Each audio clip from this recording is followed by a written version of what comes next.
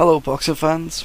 For this prediction I'm going international, and it's Devon Alexander versus Maidana. So first we're going to talk about both guys, and this is both of their debuts at 147 pounds. Alexander's moved up for stamina reasons and also because he's got nothing left at 140 pounds, and Maidana's moved up because, well, I've got no idea why he's moved up, because he's the 140 pound WBA champion, and I don't see what he's getting out of moving to 147 pounds right now. Okay, so the first thing I'm going to tell you here, I'm going to drop some real knowledge right now and just say one boxer's positive is the other boxer's negative, right? So basically the winner of this fight is going to be the guy who puts his game plan upon the opposite man successfully, right? So now I'm going to start telling you with Devon Alexander, right? For Devon Alexander we got positives, right? He's obviously got speed, movement, and these are all going to be enhanced when he moves up to 147 pounds. And he's also got a decent level of boxing ability, right? And to an extent, he's got a decent chin as far as we know. We understand he's been put down against Matisse, but Matisse's put a lot of people down. In fact, he put one person down. I think it was DeMarcus Chop Corley. He put him down 7 times, right? So I think this guy is built. Devon Alexander is built for Maidana. Totally built for him, right? And he's going to do what he does best. He's going to fire straight down the middle, and then with a hook, and that's going to be the direction he's going to move off to regroup and do it again, round per round, and add up the points in St. Louis, his hometown. Do you see where I'm going with this? Okay. So now we're going to talk about most importantly, right? This is Devon Alexander's last chance saloon. He's been pretty dismal in his last 3 fights. Lost to Kotelnik, hands down. Kotelnik actually did, turn it up in that. We didn't see him doing as well as he did. Lost to Matisse, hands down, 9 rounds to 3 in my opinion. And then obviously lost to Timothy Bradley, right? So okay, so he's been awful in his fights. And another thing, so he's got to really prove himself in this fight.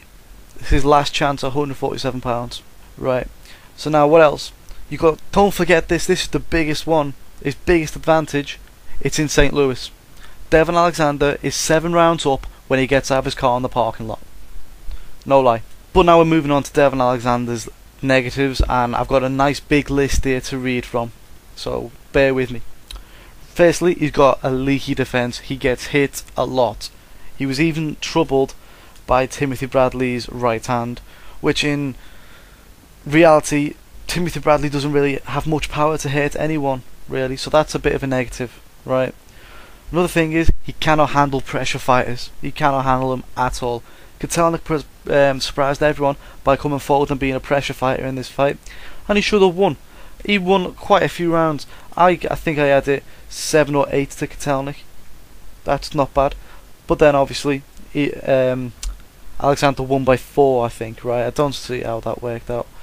Then there was Matisse, who won 9 out of 12, right? And he dropped him as well. I don't know how they managed to give him, the fight in the end, because to me it seemed mathematically impossible. I think he needed the KO, right? And then obviously Timothy Bradley, who was the only smart guy to say, I'm not fighting you in St. Louis. And obviously Maidana's proved that is real smart. He's proved the Argentinian education system works well. Fighting him in St. Louis, stupidest decision you can do, Marcos. Right? And then obviously we've got what Paulie Malignaggi has said. The guy's a punk. He punked out. Now I prefer saying he bitched out of the Bradley fight.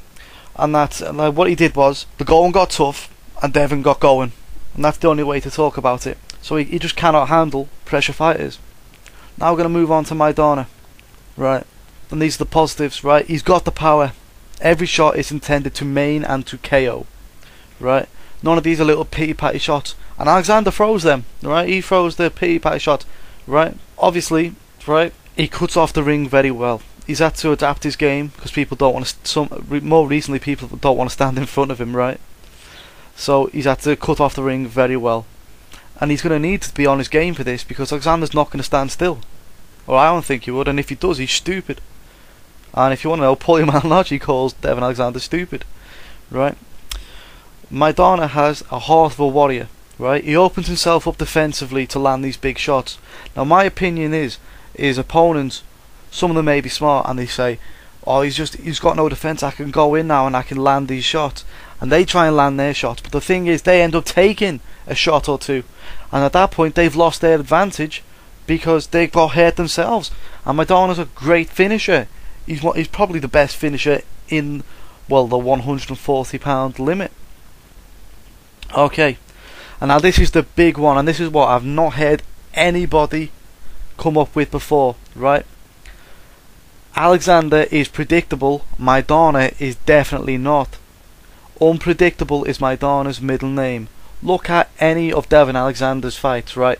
Here's my prediction of here's my not prediction, here's my take on Devon Alexander. This is what he does every fight. Ha! Ha! Left hook. Ha! Ha! Right hook. Go watch any video. I've got it to a T. Got it to a T. Right? Now let me try Maidana. I can't do it right. Because Maidana throws punches, right? That's very hard to see where they're going to end up, right? And I'm not even sure Maidana knows 100% where they're going to end up. I think he's just winding these big shots up and hoping for the best sometimes. Now let me give you an example, right? The KO. That was a funny one. Right, nobody saw that body shot coming. I didn't see that body shot coming. All of a sudden they're in the middle ring scrapping. Next minute there's a body shot that's come underneath, caught KO, and KO's down, KO'd. Right, Maidana obviously has another list of negatives, right? And the biggest oh, excuse me. The biggest one is he is totally open down the middle. Kotelnik beat him down the middle. Khan beat him down the middle. And Morales, the aged and finished Morales, outboxed Maidana straight down the middle, right? In fact, I'll go as far as saying Morales made Maidana look like a pleb in his last fight. People are saying Morales to be KO'd in 2. Try Maidana, very fortunate to win. Made him look like a total plonker, right? Another negative is speed. He's given away a lot of speed in this fight, and I do not believe that Maidana is that quick. Now I believe if he changed his game around, he could be quick. But when he's throwing these big punches, sometimes you can see them coming. Sometimes you don't. Like I said, he's unpredictable. You don't know exactly where they're coming. But sometimes when you see him coming, you've got a chance to go get a drink and come back and then still duck it. Right? And another thing is Morales showed a thing about hand speed. He was teaching Maidana a few tricks about hand speed. And he's 34 and well past his better days. And I would go as far as saying prime Maidana would still lose any day of the week, maybe even by KO, right? By a prime Morales. Sent him on a one-way trip back to B level, my friends. Right. Another one, and this is probably the biggest negative, you know, this is the biggest negative of Maidana. Just seeing this one, biggest negative, and it's his chin. It's very suspect. He leaves his defence wide open to load up on these big shots, and he is not Dr. Iron Chin. Add in the fact that he's got this suspect chin with a warrior spirit, right? You're running in there trying with an open chin, and you know it can't take a big punch, right? That's suicide, total suicide against a hitter. The only plus about this is Devon Alexander for me does not have the power to knock out Maidana. Another one would be Maidana is not realistic, okay? Why fight Alexander in St. Louis? And I'm coming back to this because this is going to be the big point, the big talking point, right? It's not a good idea to fight Alexander in St. Louis. Now what he's saying is, I believe I can knock him out. No one else has knocked him out. Don't say Timothy Bradley knocked him out, because that was more of a technical decision type thing, wasn't it? Right? Due to accidental headbutt, because of Bradley being a dirty fighter. So, you know, don't fight him in St. Louis. It's just that's the kiss of death right there, right? And now my closing thoughts, and this is my prediction, the whole thing, okay? And this is how I see the fight going. It's going to be a close fight, both tussling to employ their game plan upon the other fighter. They both need to start quick, and I think Devon will start quicker and will take the first 2 or 3 rounds.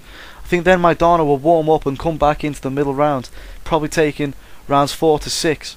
Now from then on, I do see, right, a real tussle in the middle rounds up to round 8, going backwards and forth, right? And then now at the end, right, I see Devon Alexander taking the rounds up to round 10, and then Maidana throwing the kitchen sink at him up to round 11. Now if you're doing the math, you're pretty much thinking that's an even fight, and I agree. But what you didn't recognise, right, is that all these close rounds are going to go to Devon Alexander. And don't be thinking, no he won't, he'll go to Maidana because he comes forward. You know he does. No, it don't work like that. The home fighter always gets the close rounds. Did Victor Ortiz make the rounds close against Mayweather? Yes he did.